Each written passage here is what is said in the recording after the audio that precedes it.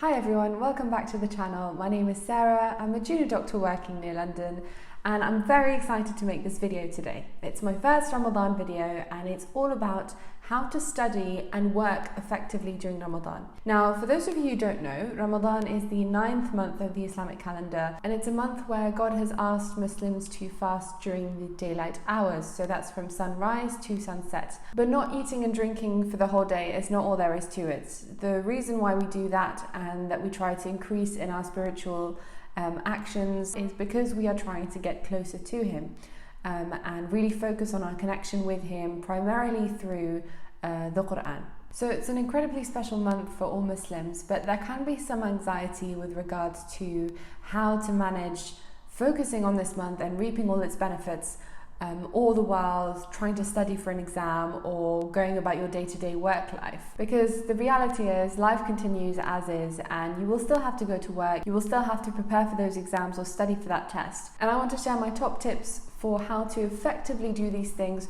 all the while really benefiting from the month of Ramadan and feeling like you've given it your all. So just to give you a bit of background, I graduated last year from King's College London and I have been working all of this year as a junior doctor. So I've had the experience of passing multiple exams whilst I was fasting and studying for them, and that included written exams as well as OSCEs, so those are practical exams where you have to pretend to talk to a patient and examine and all sorts. And this year I'm now working full-time and also fasting during Ramadan. So I know what it's like, I've gone through it, and surprisingly I felt that the years where I was fasting and studying I was doing it much more effectively and I did really well during those years. So let's get right into it with my 7 top tips for being able to study and work effectively during Ramadan. Tip number 1 is to assess your situation. So everybody's life is going to be different and there's no point me giving you specific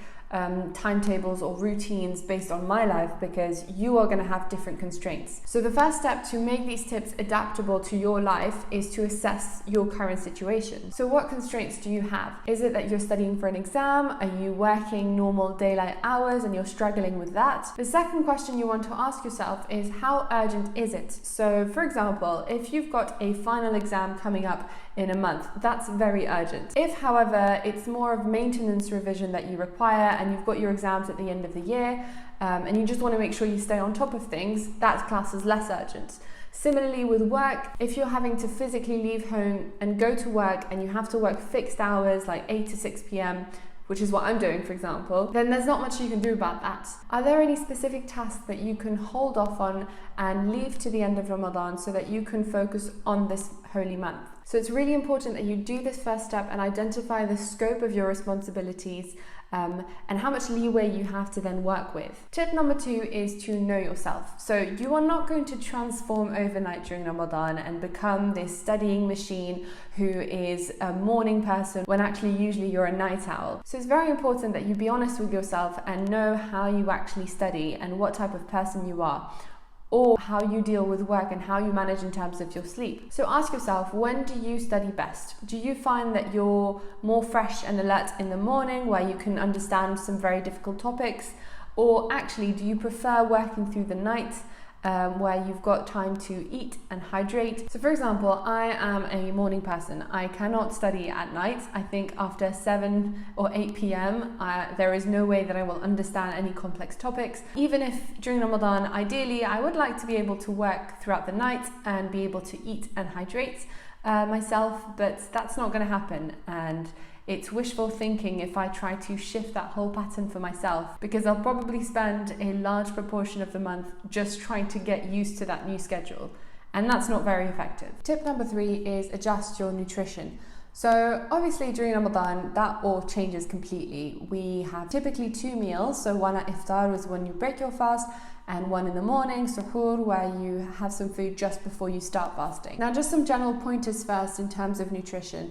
The number 1 thing during Ramadan, I think, is to hydrate yourself. So make sure that you're getting enough fluids throughout the day. Your body can function without food for a couple of days. I don't know exactly how long you can survive without food, but it's longer than without drinking. And so it's very important that you make sure you keep yourself hydrated and not necessarily by chugging down a litre just before suhoor. That's not really good for your body, and you're not going to be able to retain all that fluid. For example, when you break your fast at iftar, try and slowly drink through about 1.5 litres of water, and then in the morning try and get about 1 litre or 1.5 litres. With regards to food, I know it can be really difficult when you've been daydreaming all day about those fried foods that you want to have or whatever it is you daydream of. Try not to binge eat at iftar time. If you have lots of heavy fried foods, you're going to go into a food coma and all the blood's going to go to your gut and you will not be able to do anything effectively. That doesn't mean you can't have nice food during Ramadan. So what I would suggest is try and break your fast with some dates and then start having your water intake straight away. When your body needs fluids, when it's thirsty, it's going to send you signals that are very similar to the signals of hunger.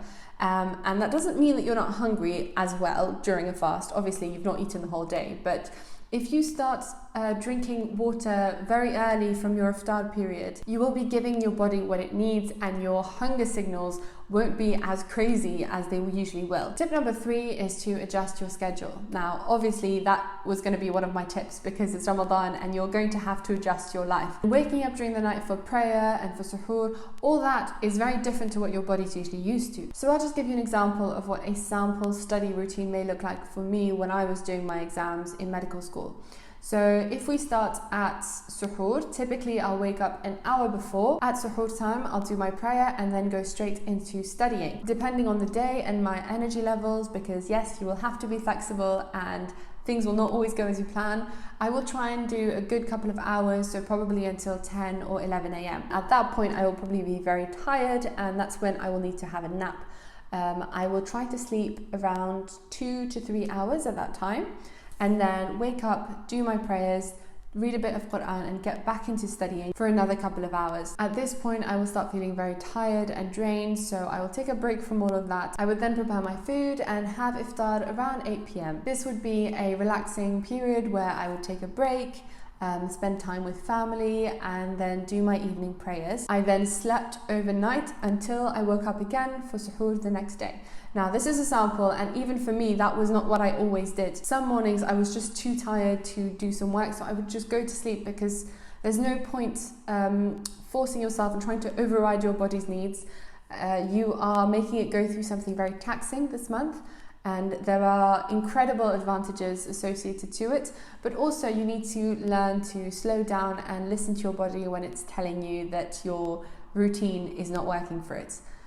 So that would be a sample day. Right now with work, a sample day is quite different because I have less flexibility throughout my day. So again, I will try to wake up before suhoor about half an hour and do my prayers, have some food. At 4 o'clock I would pray and go back to bed until I have to wake up for my 8:30 start. My work day would be from 8:30 to 6. It's a pretty hectic full day. Yes, I still have an hour break. So during that break, I would either just try to relax, rest a little bit, or do some Quran or speak to family, whatever I would do instead of having lunch basically. And then when I got home at 6 p.m, I would rest a little bit and then spend some time just reading some Quran or doing something for me for this month that is not work related. And then just before iftar, I would typically go on a quick run because I know that when I'm back I can eat straight away. I would have iftar around 8 p.m, pray, relax, talk to family, and do my tarawih prayer if I can, and then I'd go back to bed and sleep as much as I can overnight. So as you can see, my work and study schedules are quite different, and that just goes to show that you need to adapt your Ramadan schedule to what your daily constraints are, whether that be studying or working or anything else for that matter. Tip number 5 is to give yourself a break, and I mean that in several senses of the word. First of all, give yourself a physical break. This month is an incredible period on multiple levels, but it is very taxing in a good sense. In the sense that you are striving to better yourself, to have a stronger connection to God, to fulfill your daily obligations as well, and just be a better human being overall. And that's an incredible thing to try and do, but it takes a lot of effort. Slow down your pace if you need it. It's not only about the quantity, it's about the quality of the work that you're doing. and the quality may go down if you're feeling tired or hungry, so you need to work with your body rather than against it. Tip number 6 is to set intentions. Now, the point of this month is to be able to connect to God and to have a stronger relationship with Him. And a lot of people who are studying and working might feel very discouraged because a big chunk of their day is eaten up with those things, and it can feel like you're not making the most of Ramadan and you're not going to get as much reward because you're not doing those outwardly spiritual acts such as praying and reading Quran. But don't forget that intentions are incredibly important in Islam. It's so powerful because setting an intention before a neutral action like running or sleeping can make that either a normal thing that you do throughout your day or an act of worship. Before you sit down for that study session, just sit there for 30 seconds and think of your intention. Why are you doing this exam? Why are you studying? And make it a good intention, you know. If I'm going to work, I'm going to have the intention of trying to train to be the best doctor that I can possibly be so that I can treat patients to the highest level and highest quality of care, and I make sure that things run smoothly in their stay in the hospital. Before you have some food, before you go to sleep, have the intention that this is to nourish your body, this is to look after your body so that you are able to then do these acts of worship throughout the day, that you are able to do this studying and go to work and help people. So just make sure you take those couple of seconds to set a good intention, and then all of a sudden that is an act of worship in itself. So that's an incredibly important point, and I would find that incredibly reassuring because it would mean that the biggest portion of my day was actually an act of worship and not something that I was doing on the side until I could then focus on spirituality in those half hours before and after I was eating. Tip number 7 is to be kind to yourself. Ramadan is a month of adjustment. It's a month of struggle, but it's a beautiful struggle. And it's an incredible thing to focus on yourself and your relationship with God for a whole month. To be able to then carry that on throughout the year. Your body may not be able to keep up with your mind and your plan and things you want to achieve. Your willpower and self-discipline may fail on some days. But remember, this struggle in itself is not you failing. This is you doing it.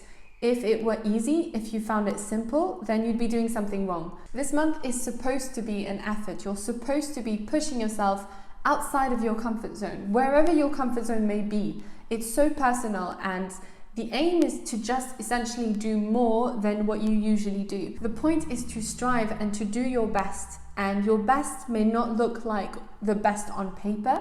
It may not look like the best compared to your family, compared to your friends, but at the end of the day, you're not trying to impress them. You're trying to impress God.